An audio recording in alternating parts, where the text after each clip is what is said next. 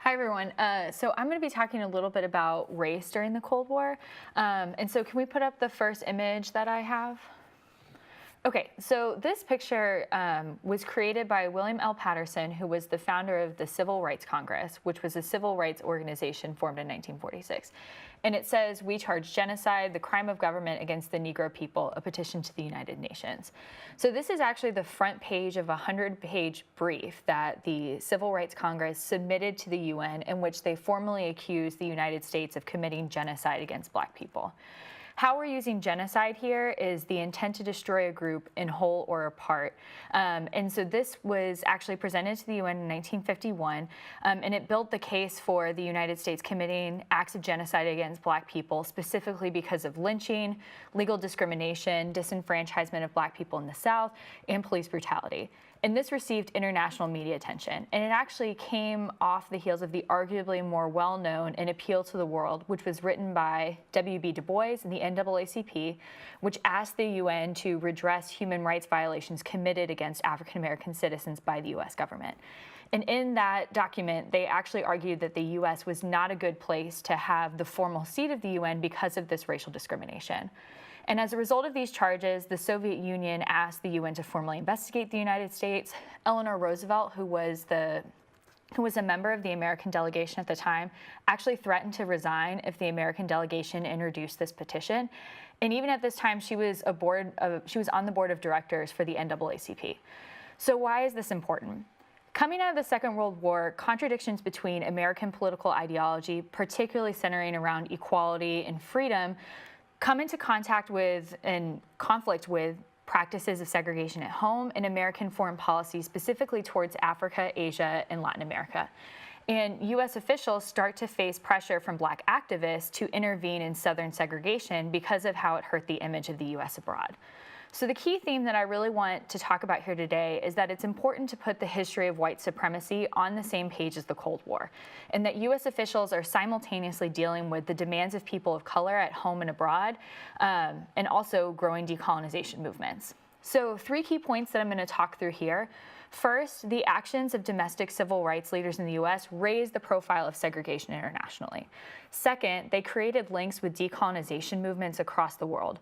And third, this created an environment in which federal officials became very concerned about the image of the U.S. because of segregation in the American South.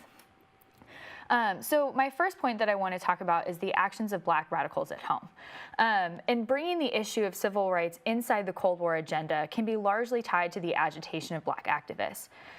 In one sort of primary stream of activism, you have groups like the NAACP, who began to cast their efforts for racial reform as part of a larger struggle against communism and a war for the American soul.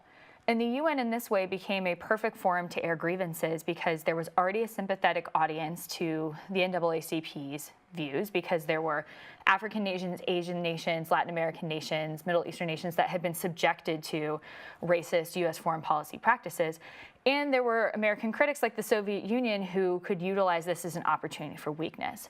They began to focus on cases like Brown versus Board of Education to draw national and international media attention to the U.S. and show the systemic nature of racism in the United States. And so Brown versus Board of Education happens in 1954. And then in 1955, you have the brutal murder of Emmett Till. For those of you that don't know, Emmett Till was a 14-year-old boy from Chicago who was visiting family in Mississippi when he was brutally lynched in a white community because a white woman said that he had offended her. These charges were later found out to be false. She recanted it, had made the entire thing up. In the open coffin funeral that was held by his mother, Mamie Till Bradley, sort of exposed the nature of American racism. And this extensive press coverage really showed the limitations and vulnerability of American democracy on an international stage. And so this kind of falls into the category of how the civil rights movement really used national media and photography as proving critical to their success. So can we go to the next image? So this is actually a picture of Alabama police as they prepare to assault peaceful demonstrators at the Edmund Pettus Bridge during Bloody Sunday in 1965, which was a protest march from Selma to Montgomery focusing on Black disenfranchisement. And there's lots of images from Bloody Sunday from these marches that you can find online. There's a movie called Selma about it. The reason I chose that particular image is because you really get a sense of the optics that they were clearly trying to confront this like direct line, that there really is a sense of, what these images are going to look like and the kind of national and international attention they can receive. And so these really become important during the Montgomery bus boycotts and in Birmingham and, during Martin Luther King's activism in the early 50s. On the other hand, you have increasing radicalism and the appeal of leaders like Malcolm X and the Black Panther Party, who were largely dissatisfied with liberal institutions and liberalism as a whole. For instance, Stokely Carmichael, who becomes the head of the Student Nonviolent Coordinating Committee, begins to popularize the ideas of Black power in favor of armed self-defense, Black nationalism, and separatism in the early 1960s. So this becomes a moment where U.S. officials start to fear for a civil rights movement beyond their control, in which Black radical activists increasingly saw the state as a barrier to true emancipation rather than a guarantor. So this moves into our second point of decolonization's impact abroad. And can we go to the next image? So this is a picture of Kwame Nkrumah, who was the former president of Ghana at this time, presenting a gold watch to W.B. Du Bois on his 95th birthday on February 23, 1963. And the reason that I chose this image is because while this was taken in 1963, Du Bois has always been a proponent of Pan-Africanism. Pan-Africanism is a worldwide intellectual movement aimed at strengthening bonds of solidarity between all African people. And so Du Bois actually organized the first Pan-African Congress in 1919 along with himself and Ida Gibbs Hunt. There were 15 countries represented, and his Pan-African Congresses represented a sort of racial solidarity that emphasized a pride in one's African heritage. The 1945 Pan-African Congress takes a little bit of a different turn, focusing on African nations themselves rather than just domestic racial politics, and increasingly the NAACP and other organizations create international arms designed to help African nations in the UN. A couple of key events in Africa really shift this focus for domestic civil rights organizations. So the imposition of apartheid in South Africa in 1948 is a huge moment, the Mau Mau uprising in Kenya, and probably most importantly, the radical revolutionary vision and the rise of Ghanaian politician Kwame Nkrumah, who was in that first picture, all contributed to a strengthening of transatlantic connections. So particularly Nkrumah is important because he provides inspiration for a decolonization movement that asserts a view of Africa as important in its own right, rather than just a piece of a Cold War game. So emerging African nations that are casting off this weight of imperialism encourage an African American foreign policy interest as existing civil rights groups increasingly internationalize their agenda. So for instance, the Student Nonviolent Coordinating Committee was originally a regional program, but they start to internationalize parts of their program. They start sending aid into cities in Tanzania, and they really start looking to Africa as a way to internationalize a broader Black freedom struggle.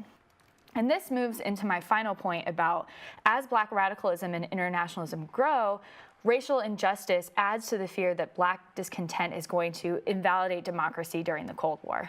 So non-white foreign dignitaries visiting the U.S. in this time, particularly in the 50s, were often subjected to discriminatory and racist treatment, which generated a highly critical reaction of the U.S. And this increasingly concerned State Department officials who fear that this international criticism is going to strengthen the Soviet Union. They recognized that Congress was most likely not going to help, especially in the 50s. It was heavily controlled by the South and Democrats. And so the State Department starts giving legal resources in civil rights cases to try and get decisions in favor of desegregation, to show the response of democracy to racial injustice. Presidents Truman and Eisenhower both deal with the difficulties in trying to build international coalitions in Asia, Latin America, and Africa, in contrast to the realities of Jim Crow policies in the American South. So Eisenhower in particular was very fearful of radical decolonization and what that would look like in the international system. President Lyndon B. Johnson takes kind of a different turn, and where he tries to co-opt the middle ground between Black and white extremism. If we go to the last image. So this is a picture that I'm sure many of you have seen of LBJ discussing the Voting Rights Act with Martin Luther King in 1965. LBJ really saw himself as someone that could work with the heads of major civil rights organizations, focusing on domestic politics, and they do, LBJ does have a robust and impressive domestic civil rights and housing agenda that is implemented during this period. However, rejection of further advancements in civil rights does appear during this period after, this idea that there's been enough progress appears. There's violence in Newark and Detroit that for a lot of whites validates this fear of what is happening in their country, combined with the Vietnam War leads to a brutal reaction against further civil rights advancement and a refocus, especially on the international stage, of not accommodating these sort of concerns about democracy and focusing on a more power politics as something that Nixon in particular becomes focused on. And so in conclusion, in many ways there existed a separate Cold War for African Americans and decolonizing nations that had its own ideological clarity, in which domestic radicals challenged white supremacy, formed connections with decolonization movements abroad, and raised the profile of segregation so high that federal officials feared for the image of the United States on a global stage. And so this discussion is important for our understanding of the course because it reminds us that the Cold War was about more than the Soviet-US binary. It wasn't a universal, all-consuming conflict. Other groups, like Black civil rights organizers and decolonizing states, remain principally concerned with their own liberation as a fulfillment of promises that were laid out after the end of the Second World War.